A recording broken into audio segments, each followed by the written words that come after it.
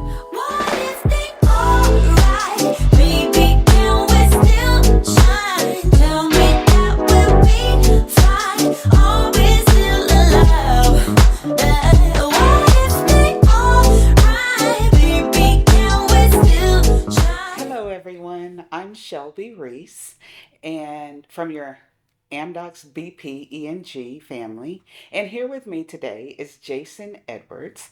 Many of you may know him because he is one of our IT on site professionals here at the Legacy West campus. He and I are here today to talk to you about his DNA and his ancestry. So, this is edition one. There will be more editions to come. So, thank you for joining with us today. Hi, Jason. Hey, Shelby. Thank you for joining us today to Thank you. share some of your lineage. Not a problem. So, why did you want to do this, and what was the process that you went through in order to submit your DNA and get the results back? Great question. So, in my family, there's only so much that is told about our ancestors from before our great grandparents. I was looking to find out more information about, the older generations in our family, which I had a bunch of questions, but really no clear answers from anyone else in my family. I took it upon myself to start a family tree on ancestry.com. And from that family tree, I saw that they offered DNA services. So I wanted to go ahead and reach out to get a part of that so I can probably dive in a little bit more to my past. What were you hoping to find? I was hoping to find more information about my great great grandparents. I had information on my grandparents, right? But no one really had any stories or gave us any real context of more into my great great grandparents, who they were, where they came from, what did they do for a living, things of that nature. So that's what I was hoping to find out more about, that older generation in my family. Okay, so before we get into talking about your ancestors, you found out that you were 77% African, 22% European, and 1% Southern Philippine. Yes, Southern Philippine. Yeah, that is correct.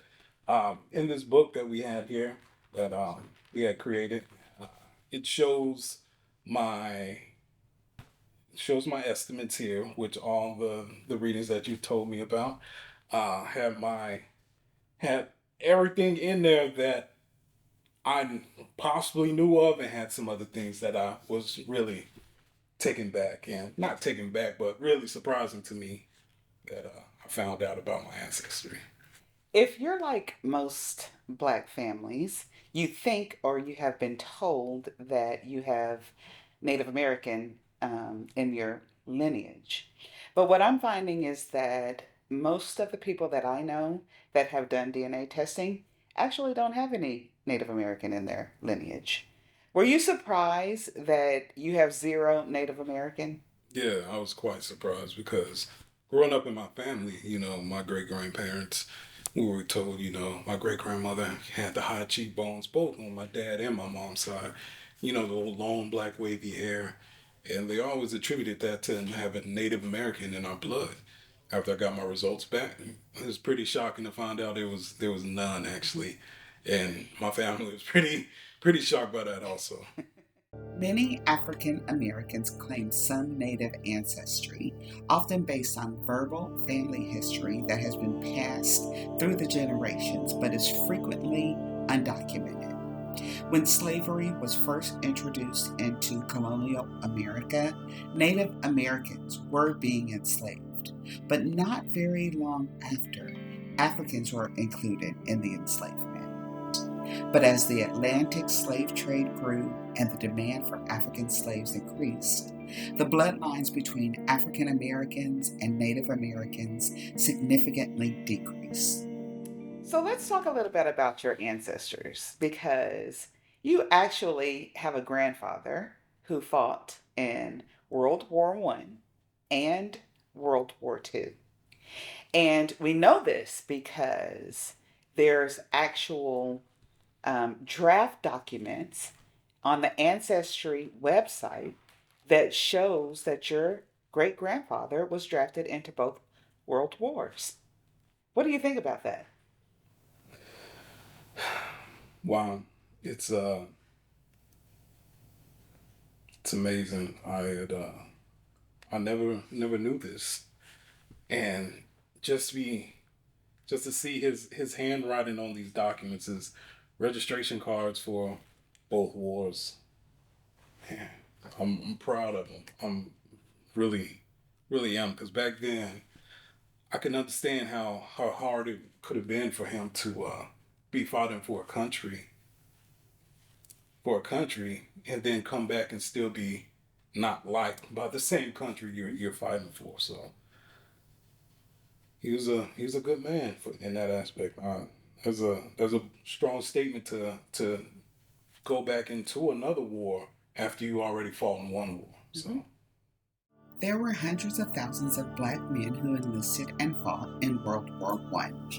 The war was promoted in the black community as a way to show patriotism to America and for black men to prove themselves as contributors to this country. After the war, racism continued, segregation continued, and it would be almost 5 decades before the civil rights movement commenced. So let's talk about your mom's side of the family, because you have a great grandfather on your mother's side of the family that, according to the census, the U.S. Census, from 1900, your great grandfather was a white man. yes. Tell us about that. Yeah, so that's part of the 22%, right? So after doing my DNA test, doing some research, putting some names with some of the people that my family have provided to me, I found my great great grandfather, and lo and behold, the picture that we have for him on record, straight white man. I mean, nothing wrong with that, but back in the day, that was just surprising that how we would come to be related, from that time. And you were related because apparently this white man had some type of relationship with your great grandmother. That is correct. Yes. So after doing some more research, found out some dates of going through the census for it. My great grandfather was my great great grandfather, sorry, was 20 at the time. My great great grandmother was 14. There was no kind of marriage certificates. There was nothing really linking them together as a couple. So, being at that time in the South, I can only imagine, how that relationship came about.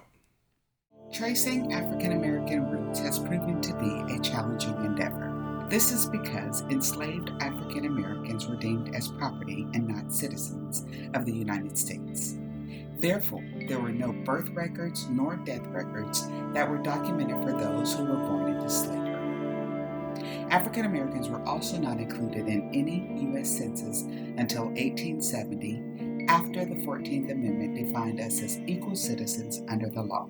I also think it's interesting to note that your great grandfather, whose first name was Emmett, yeah, and your grandfather, his first name is Emmett. They're both Emmett Jones. Yes, that's correct.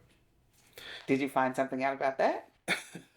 It was surprising to me that they shared a like name, but after doing some research, I found that my grandfather Emmett Jones was actually named after my great great uncle who had the same spelling.